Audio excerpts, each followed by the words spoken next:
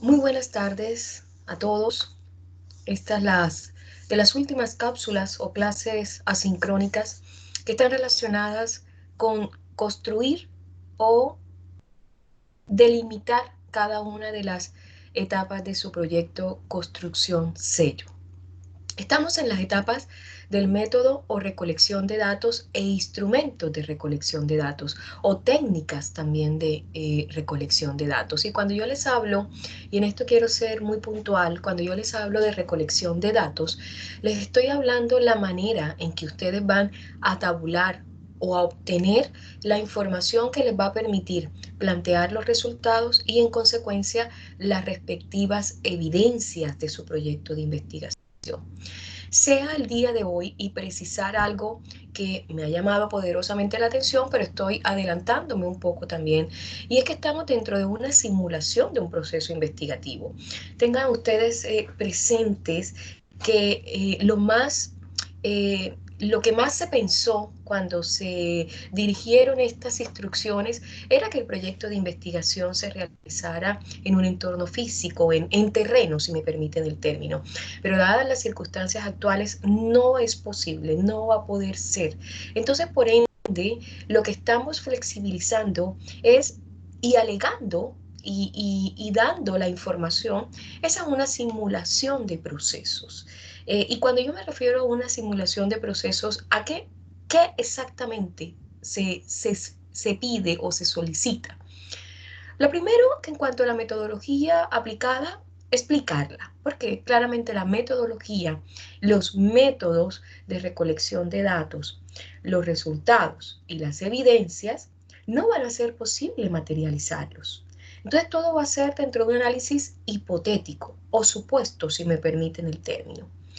Cuando también se habla de qué métodos se van a utilizar, simplemente explíquenlo y por qué han escogido tales métodos y qué buscan con ello. Y por supuesto, cuando planteen los resultados y las evidencias, planteen qué esperan ustedes como resultado y como evidencia. ¿Ya? Entonces solamente lo que se está pidiendo en este ítem, digámoslo así, es una breve explicación teórica, ya que la práctica ni tenemos los tiempos, ni claramente ni los espacios o los entornos o las situaciones adecuadas y viables para poder llegar a un verdadero y certero resultado de ese proyecto de construcción.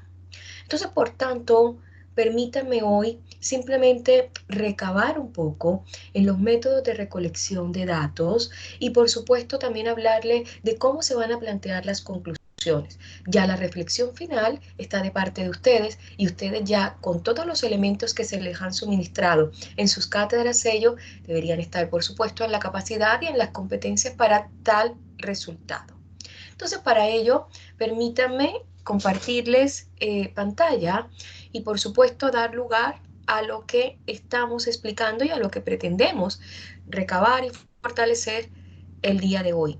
Recuerden también que encuentran en esta docente una fuente de tutoría, una fuente de absolución de dudas. Consulten, no tengan ningún tipo de inseguridades frente. Estamos construyendo un proyecto y recuerden que el docente es un facilitador de este medio. Entonces, bienvenidas sean todas las indagaciones y todas las inquietudes que aún a esta instancia se deban plantear y se puedan plantear como tal. Entonces, permítanme compartir pantalla para hacer un poco mención de lo que los estoy comentando y por supuesto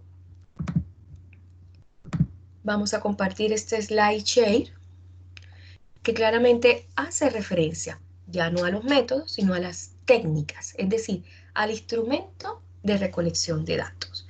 Yo sé que en una anterior diapositiva, en una anterior presentación, lo habíamos conversado, pero es muy importante que el día de hoy quede lo suficientemente claro.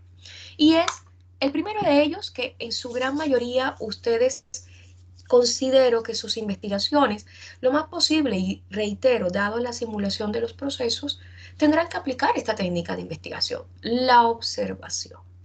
La observación, como ya bien lo hemos dicho y como su nombre se deriva, eh, es al fenómeno, al hecho o al caso de tomar la información y registrarla para su posterior análisis basándose en la percepción producto de la observación. La observación es un elemento fundamental de todo proceso investigativo, está clarísimo. Y por supuesto les va a permitir a ustedes recaudar una suerte de evidencias o posibles resultados de su proyecto de investigación. Vamos a ampliar la diapositiva para que sea un poco más clara y precisa. Y aquí estamos. ¿Cuáles son los pasos a seguir en la observación? Ustedes tienen que, yo sé que los tiempos, yo sé que por eso se ha flexibilizado la presentación del proyecto Cátedra Sello. Y reitero en esta precisión de los métodos de recolección de datos para que se puedan plantear resultados y evidencias, o en su defecto aún mejor, evidencias y resultados. Vamos a hacerlo todo desde el ámbito explicativo, porque no se puede materializar, reitero, no se puede materializar. Entonces, vamos a, primero, los pasos a seguir en ella. Determinar el objeto, situación, caso que se va a observar. Determinar los objetivos de la observación. Si ustedes se dan cuenta, dentro del proyecto Construcción Sello no tenemos unos objetivos, no está la redacción de los objetivos. Pero es importante tener el objetivo, cuál es el fin de nuestra investigación. Por eso es que se pide algo mejor, el por qué se decidió investigar, qué es la justificación. Fíjense cómo todo, a pesar de que no tenemos algunos elementos, podemos incorporar otros. Determinar la forma con que se van a registrar los datos. Y la forma con que se van a registrar los datos, muy seguramente la observación estará complementada con otras técnicas, porque la sola observación no basta. Y una de las grandes desventajas que tiene este método, ya lo he dicho en varias ocasiones, es que hay que tener una cierta educación, una cierta preparación, de tal manera que la observación sea cuidadosa y crítica. Y reitero, debe estar de la mano con otras técnicas para poder hacer ese registro, análisis e interpretación de los datos. Y eso, por supuesto, va a permitir la elaboración de las conclusiones como tal. La observación puede ser directa e indirecta. Y es directa claramente cuando el investigador se pone en contacto personalmente con el hecho o fenómeno que trata de investigar. Cuando ustedes piensan investigar sobre la jurisprudencia, cuando ustedes piensan investigar sobre la tutela judicial efectiva, ustedes van a ser parte de esa investigación. Pero es indirecta cuando tienen que contratar, cuando tienen que valerse de alguna persona dentro del gremio judicial para poder atender a las observaciones realizadas o al fenómeno o al conocimiento de esa otra persona. Eso también ocurre cuando nosotros consultamos, sobre todo los que nos dedicamos a la redacción de artículos, y pretendemos que estos artículos sean presentados en revistas indexadas. Cuando nos valemos de los libros, de las revistas, de informes, de grabaciones, de fotografías, que ya están registradas,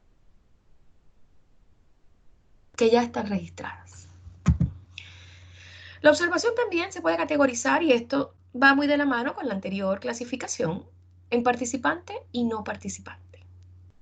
El participante es en que interviene, se incluye en el grupo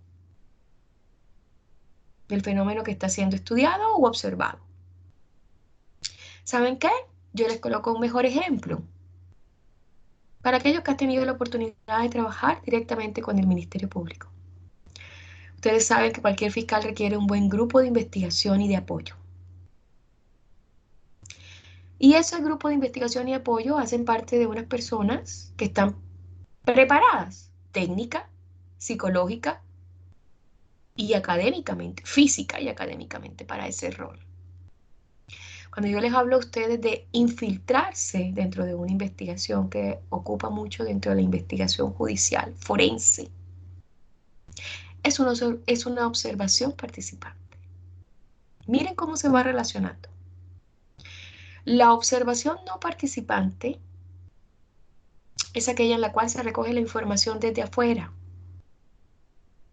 Y esto pasa con muchas de las investigaciones, puesto que solamente las tenemos desde esa mirada. La observación puede ser estructurada y no estructurada. La estructurada es una observación simple. Y quizás es la que ustedes van a encajar, porque tratamos de flexibilizar el proceso de presentación o proyecto de cátedra sello, proyecto de investigación cátedra sello. Pero la observación estructurada es aquella que se realiza con el tiempo adecuado, primero que todo, y con elementos técnicos apropiados tales como son las fichas, los cuadros, las tablas, las estadísticas, por lo cual se dice que la sistematización de la información se realiza.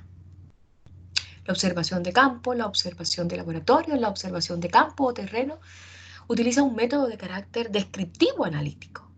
La observación de laboratorio utiliza un método de carácter experimental.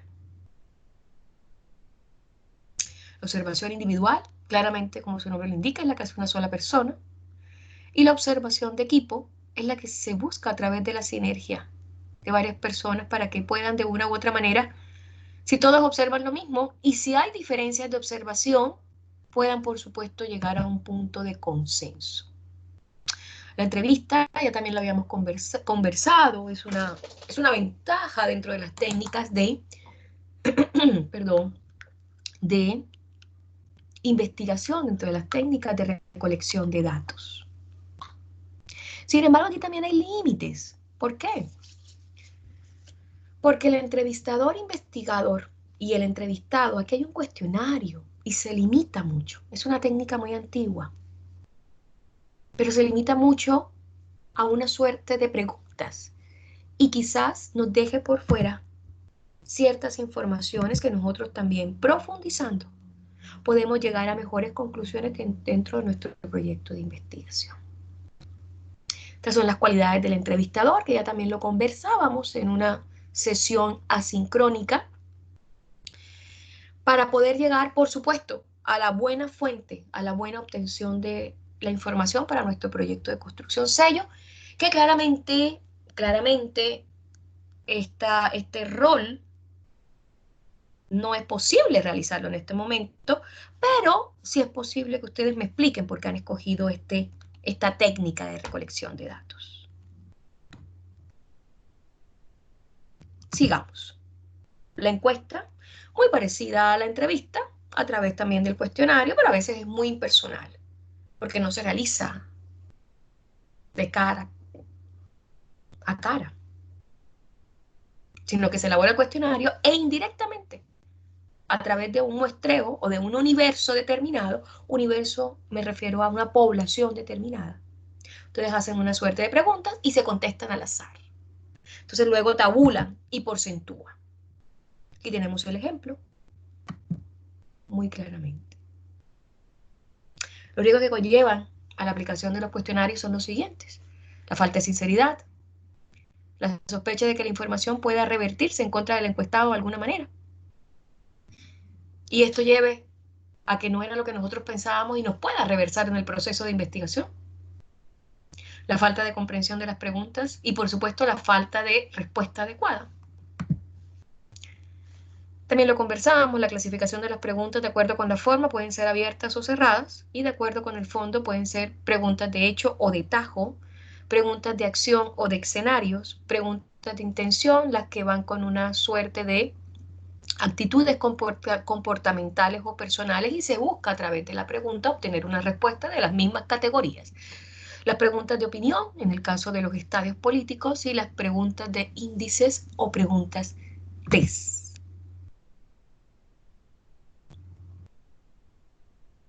Miren qué interesante. El fichaje es una técnica auxiliar. Ha sido empleada durante mucho tiempo en las investigaciones científicas, ya muy poco se utiliza, y más bien es una forma de recaudo de la información de manera organizada. El test, sobre todo en los aspectos de psicología, nos permite elaborar y definir los rasgos de personalidad, conducta y determinados comportamientos. Quizás en derecho no es tan aplicable o no es tan tan rutinario su aplicación. Y con esto permítanme terminar sobre todo en cuanto a los métodos de recolección de datos y permítanme, por supuesto, también vamos nuevamente a nuestra pantalla que nos va a permitir claramente estar en un mayor contacto. Ahí estamos mejor. Bueno, hablando de estos métodos de recolección de datos, pero hoy puntualmente hablábamos de las técnicas, de los instrumentos de recolección de datos, permítanme también hacer hincapié en el tema de las evidencias, es decir, una vez hipotéticamente habiéndolos ustedes aplicado, van a obtener una suerte de evidencias. Y la evidencia también va muy de la mano con otros métodos que también se han utilizado en investigación, pero no los quiero complejizar. Pero son evidencias basadas en diagnóstico. ¿Qué es eso, profesora? Es importante identificar de la mejor manera posible que el problema que se enfrenta en relación al desarrollo del proyecto de investigación es necesario que revele evidencias. Cuando ustedes observan, están planteando una suerte de diagnóstico. Ya tenemos la situación en la región de Coquimbo es apremiante porque no se han tomado las medidas idóneas frente a la pandemia. ¿Ya? Digamos que pudiese ser un ejemplo, aun cuando quizás lo que yo estoy expresando le falten elementos. Pero digamos que esta es una premisa. Ese es mi propio diagnóstico. ¿Cuál es mi evidencia? Comprobar que a partir de la ausencia de medidas de orden sanitario por parte de la autoridad provincial o regional, la pandemia, por supuesto, se ha recrudecido. Entonces, por supuesto, es cuando nosotros tenemos este diagnóstico basado en evidencia, la primera pregunta que nos tenemos que hacer es ¿qué tan grande es el problema y cuáles son sus causas? Que fueron lo que ustedes realizaron en el árbol de problema. Se dan cuenta cómo todo va hilado. Después que hagan ese diagnóstico, van a tener una solución basada en esa evidencia. Entonces, ¿cómo soluciono yo este problema? Entonces, además de estar vinculado a los factores que ya les he comentado, por supuesto, también deben existir pruebas, la gente que no utiliza la mascarilla, que me van a generar por qué se desencadenó esa propagación y ese índice del COVID-19 en la región Coquimbo. Pero a su vez la solución basada en la evidencia me va a permitir que el uso de las mascarillas claramente va a ser el mecanismo solucionador para la no propagación del COVID-19. Y después que tenga esa solución, hay un monitoreo y un seguimiento de esa evidencia. ¿Por qué les hablo de esto? Porque esto hubiese sucedido si hubiéramos realizado un proyecto de investigación en tiempos de no COVID. ¿Ya? Y es importante que ustedes también tengan la claridad de esta información. Después de que se plantea esta solución de evidencias, hipotética, simulada, hay un monitoreo y hay un seguimiento de esas evidencias para llegar ¿qué? A unos resultados ciertos y precisos. Permítanme ya, dentro de la parte final, compartir pantalla. Vamos a compartir pantalla nuevamente. A ver si logramos. Aquí tenemos el registro. Perfecto. Y es lo que, por supuesto, será el remate de su proyecto de construcción sello. Vamos a ver si nos permite la ampliación. Aquí estamos. Y es un ejemplo de cómo redactar una conclusión. En la conclusión, como su nombre lo indica, aspectos fundamentales que abordaron en pasado y que les sirvieron a ustedes conclusivamente llegar y que tienen que destacar y resaltar de su proyecto de investigación. Ustedes lo pueden hacer desde el punto de vista teórico, no se complejicen. En más, en él pueden incorporar las aportaciones que supone el trabajo y que van a estar, por supuesto, alimentadas de la bibliografía que ustedes van a presentar o la lista de referencias bibliográficas. En las conclusiones a veces nos cohibimos pero en esa conclusión planteemos una propuesta, una política pública, una sugerencia. No nos limitemos. Y es lo que va a ser, por supuesto, una conclusión un tanto más innovadora e idónea, propia del autor, y que, por supuesto, siempre van a quedar temas por abordar o aspectos por abordar, pero va a permitir, por lo menos, plantear cuáles fueron las expectativas, si se cumplieron o no, y generar un espacio de sugerencias, aportes o propuestas. Este material les va a ser suministrado y espero, por supuesto, que sea de una gran guía para la construcción de su proyecto sello. Aquí estoy, aquí está presente esta docente para ayudarles y para poderlos impulsar en dicho proyecto. Un saludo a todos. Gracias.